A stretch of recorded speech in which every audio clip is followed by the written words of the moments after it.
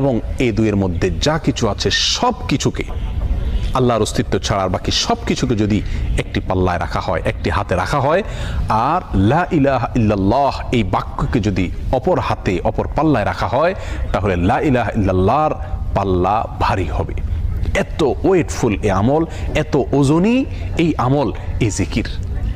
অর্থাৎ আল্লাহ সুবহানাহু ওয়া তাআলা মুসা আলাইহিস সালামকে যে বার্তা দিলেন সেটি হলো লা ইলাহা ইল্লাল্লাহর চাইতে ওজনী, এর চাইতে ওয়েটফুল, এর চাইতে ভারী, এর চাইতে শ্রেষ্ঠ, এর চাইতে মর্যাদাপূর্ণ কোনো জিকির আল্লাহর জমিনে আর নাই।